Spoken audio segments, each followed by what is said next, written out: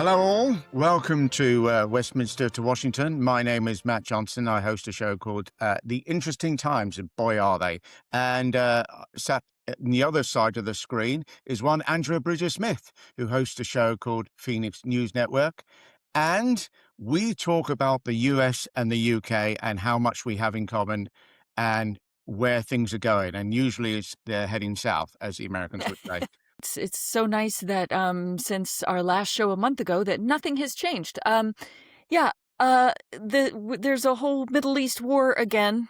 We keep ending up there. And what if we didn't? What if we tried not doing that? But it looks like we're down for another round. I don't know if this one will also last a couple of decades of trying to sort it all out, but we are in a very retro fashion using the whole they're about to bomb us in about 4 seconds if we don't do something about that excuse. WMDs Mark II. Exactly. Yeah. So taking a lot of inspiration from the George W. Bush administration.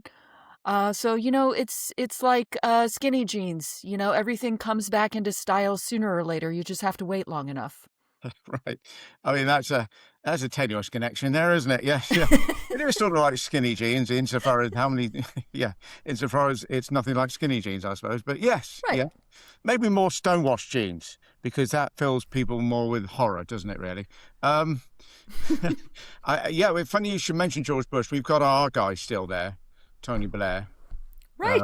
He's very much, and it's remarkable in every single literal sort of sense that the only person that doesn't understand what a bad job Tony Blair did last time in the Middle East is Tony Blair. Because he's sitting there saying, "Oh, we should have helped America out at this point. We should have gone in with America," and everybody else has gone, "No, because of you, because of what you did last time. That's why we're not doing it." It's like getting it's like getting Liz Truss to talk to Starmer and say, "For goodness sake, you need an economic policy and you need longevity. You need longevity, right? You need to stick around for a while, not just quit." Yeah. Should Liz Truss be the Minister of Defense? Does she have opinions on this? Maybe we put her back in the game. What is interesting about this, though, is the British are there's some danger to the special relationship because Trump is very, very mad at Keir Starmer. He made a post on Truth Social that said, the United Kingdom, our once great ally, maybe the greatest of them all, is finally giving serious thought to sending 2 aircraft carriers to the Middle East. That's okay, Prime Minister Starmer. We don't need them any longer. But we will remember, we don't need people that join wars after we've already won. Which is just a little temper tantrum to throw, isn't it? Oh, the good news is you've already won the war, so it's fine.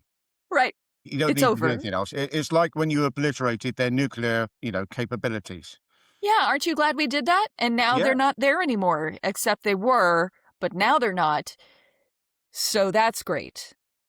It's funny actually seeing Starmer finally do something. It's almost like he's waited 2 years to, well, not just show some backbone, but also to be able to get involved with something that he really feels genuinely passionate about. He spoke about the fact that about international law. Obviously, he's a lawyer, and the fact that there was no plan. He understands that. He was in the process of actually backing Trump on this, and it was his own cabinet that turned against him and said, "Bad idea.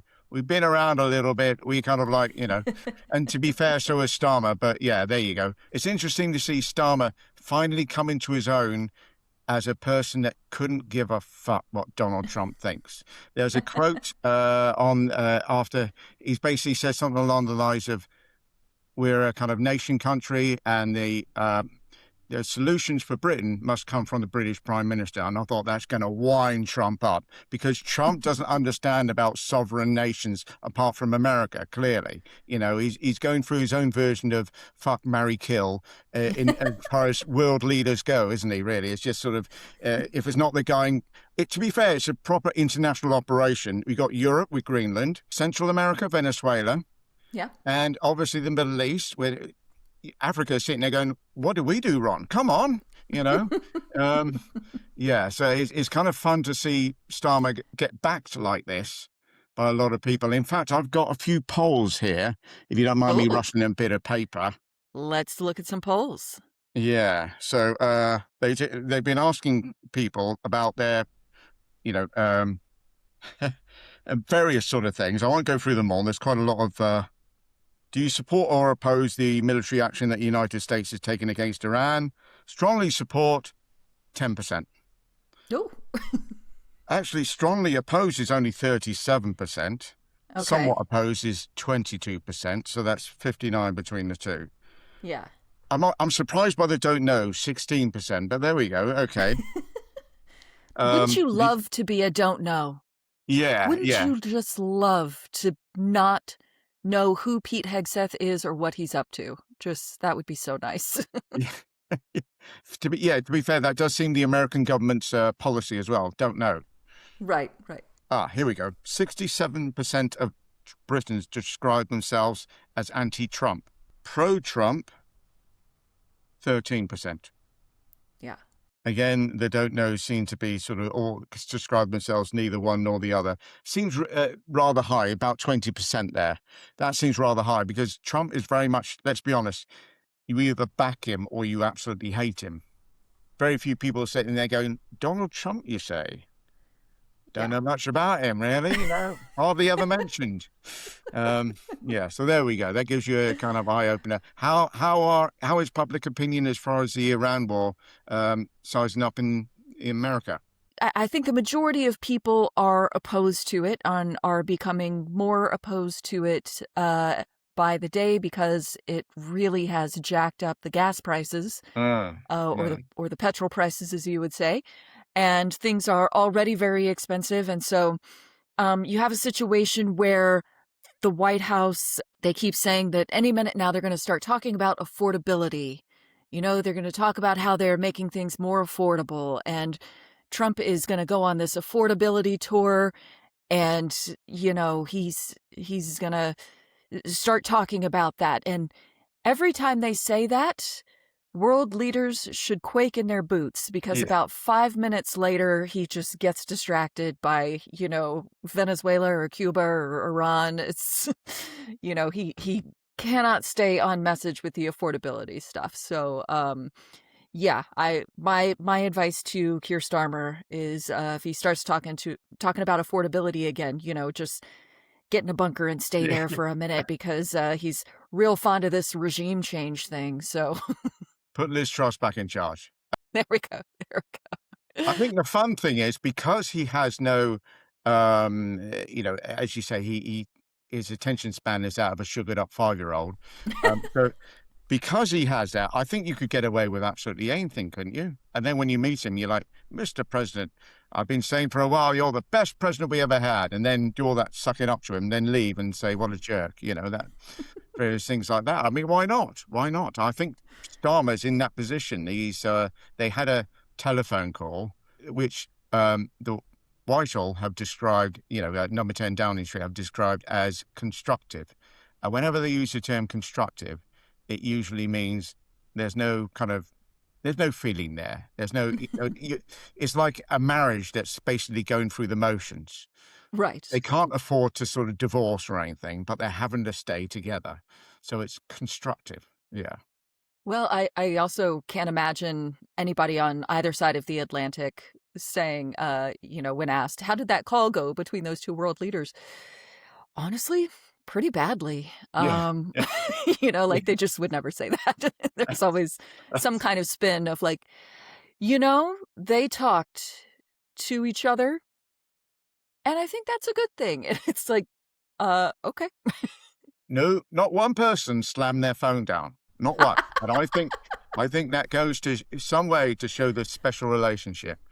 I wonder if Progress. Starmer as well would throw kind of, because obviously he's an educated man. I wonder if he would throw all these elongated words at Trump and see Trump scrambling there with a kind of getting people on the dictionary like this, Yeah, you're a big poo head. That sort of thing. The other good news out of all this, if we're kind of trying to go for good news as we can out of a war, are we calling it a war, by the way? Are they calling it a war over there?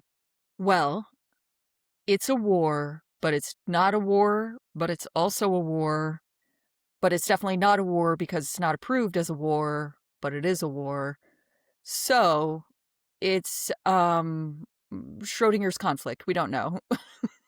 When it's a war, not a war, right?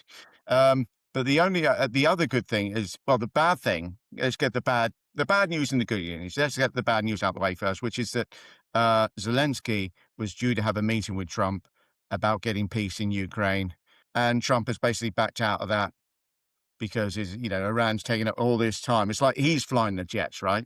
Um, Right, right. and but the good thing is Farage and Reform. Obviously, Nigel Farage, those who don't know, he's a leader of Reform, massively pro-Trump supporter. He goes over there in his rallies and tries to cheer people up and stuff. He's starting to see his support. We mentioned the other month about the fact they lost a by-election. He's starting to Hmm. see his support sort of, shall we say, waver a bit. They're still favourite to pick up most seats, but it seems like it's hitting peak Okay. and might start to sort of dive down a little bit. Well, he's basically started off saying, oh, yes, we should support Trump no matter what. Oh, we support Trump, boots on the ground, that sort of thing. He then goes to America, to Mar-a-Lago, to talk to Trump about the Chagos Islands. You remember the Chagos Islands?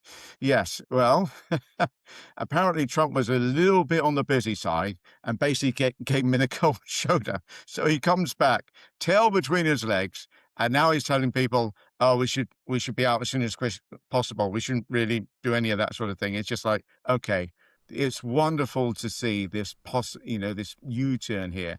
It's one of those things whereby everybody for years upon years sucked up to Farage because they thought that he was this joke politician. Now they realize he's going to be prime minister. They're hitting him with the serious questions, and he's got no answer. Beautiful. Yeah, the prime minister job seems very difficult, not made any easier, of course, by all of our shenanigans.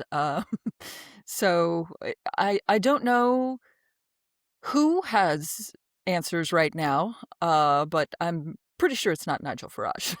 No. And now, funny enough as well, that I looked, I'm getting a bit poll mad on hey, what can I say? Politics nerd, right? And I was looking at the polls for leaders, and I don't know if they have the same thing in the States. Well, obviously, you've got polls for leaders, but ours, the top polling leader is Kemi Badenoch, Conservative leader and shadow leader of the opposition. Gotcha. And she's polling at -6. -6. It goes down from there. The highest polling is -6. And I'm sitting there Wow. thinking, what is it about our leaders that we just hate? It's just these guys are doing it's not an easy job, but we're just like, nope, can't stand them.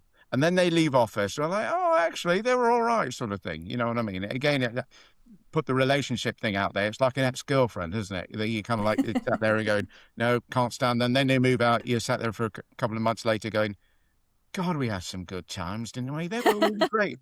Having moved in with your new girlfriend, you're sitting there going, this new one, I tell you what, she's a nightmare. That last one, she was really good. Yeah. Rose-tinted spectacles. Yeah, I think we're hopefully going to experience something very similar in the midterms because traditionally what happens is about 2 years after a president is elected, their party gets absolutely shellacked in the midterms. So it happened to Trump, it happened to Obama. The way that things have been going, it looks like the GOP is going to take a total shellacking in November, which I am fine with. But I think that's largely in response to these people get into office and they are unable to fix the problems that they said that they were going to fix on the campaign trail. Because on the campaign trail, you say whatever you need to Mm, say in order mm. to get elected. And then you get elected, and then the job is much harder than advertised. And so I think it's just this backlash to the incumbent, because it's like, things aren't getting better, or things aren't getting better fast enough is kind of what was happening with Joe Biden, because, everybody at the end of his term was like, why are things still hard? And it's like, I mean, he started with like pulling us out of the COVID ditch. Yeah. So Yeah. there was a lot of ground to make up. So, I think we're seeing some of the same thing that you're seeing, which is whoever's in power is just like, ugh, no, not these either. Yes, yes. And again, it's one of those, once you show support for something, everybody's like, but don't they, there's a reason not to support them, as it were. Right. When do the midterms start? They are, as you know, we have very long election seasons. Right. So we're midterming now. The vote will be in November, and up until then, and this has already been happening, we are going to be awash in campaign ads.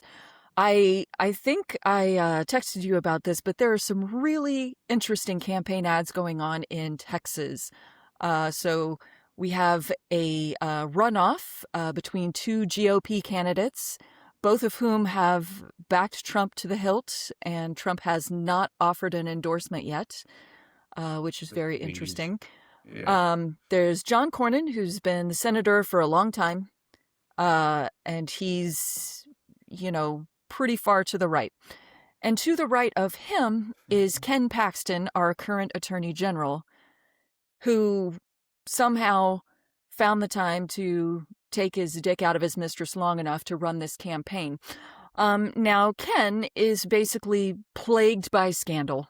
There's financial scandals. There's multiple adultery scandals, not just one, multiple. So he's pretty beatable. But the campaign ads that John Cornyn is running right now attacking him are beautiful. I've never liked John Cornyn more. So if you get a chance, check some of those out. I can send you some to review. But they're Please. Yeah. Yeah. they're pretty Absolutely. brutal. You get the right sort of person on the, on that side of things. You get a nickname that sticks. Um, you know, I don't know if people are still talking about the JD Vance as the sofa guy. I don't know, but Absolutely, there you yes. go. Couchfucker is alive and well. Fantastic. That's really good. That's something to look forward to. So over the coming months, as you say. And is that everywhere? Are the midterms absolutely everywhere? Yes, that is nationwide. So it's not the president, but it's a bunch of senators and House representatives.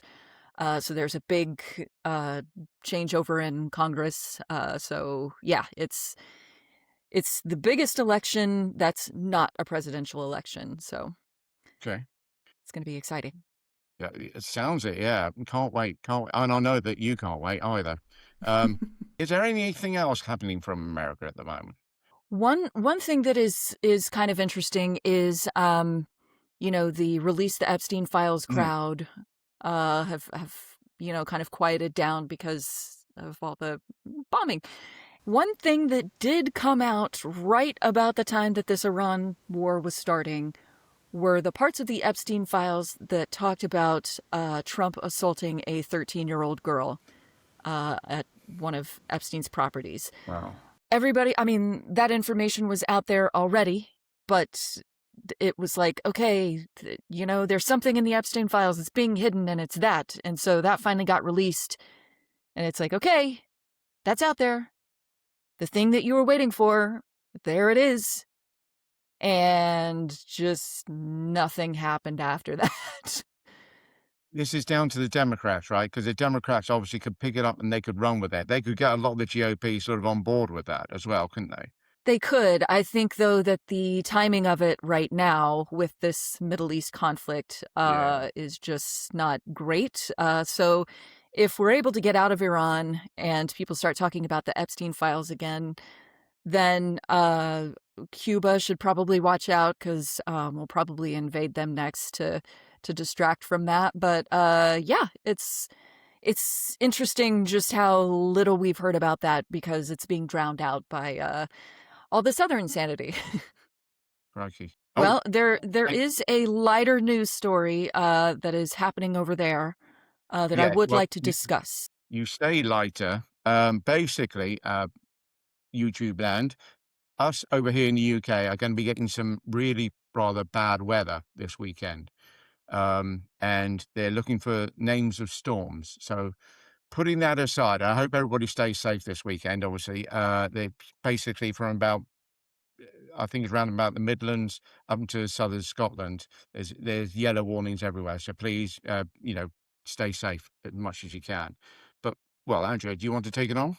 Yes, so they asked for names for these storms. A number of people very helpfully made suggestions, such as Elon Gust, Dame Judy Drench, Nice. Stormy McStormface, Of Keir course. Stormer, David Blowy, Storm Prince Andrew, yikes, Bruce Springstorm, 50 Shades of Rain, and Stormzy. That is a sampling of some of the more fun ones that were submitted. So, Matt, which one of those is your favorite? I think Stormy McStormface just seems to be, it's still funny, yet it's so obvious. Yeah. And it does sound like somebody that Donald Trump would pay hush money to as well, doesn't it? What Does about you? indeed. What about you? I am partial to Dame Judy Drench. Nice. I just like the gravitas of the title. So yeah, I think it's nice. There's an X-rated sort of video out there with her appearing in it or something, isn't there? Oh, yeah. Let's skip that bit, cut that bit out, cut that bit out. What? Yeah, that was. You just read it for the articles, right? Yeah. What is Storm Prince Andrew, by the way? What is that? Does that mean he's shelled up somewhere and they're kind of like storming the battlements sort of thing? I think it's just like storms are bad. Who's the worst person we can think of right now? I know. Storm Prince Andrew, got it. Yes. Yeah. I was struggling as well to think of another one. So hats off to these people because great, tremendous work. But yeah, there we go. That's right. That's right. All right. Well, like Matt said, everybody stay safe out there. We hope that the news, maybe next time we do this episode, maybe there will be one less war happening in the world. One can hope that it's less and not more. But we'll keep our fingers crossed. In the meantime, though, if you need a little pick-me-up, you can always come right here to the Phoenix News Network. You're already here, so subscribe if you haven't already. You can also visit Matt's channel, The Interesting Times, over there in the UK, covering the UK news. It is a fabulous show. And pro tip, you can watch it on TV. Nice big screen. And that's what I did this weekend. So, everybody take care of yourselves. Don't start any new wars, and if you do, don't call it a war.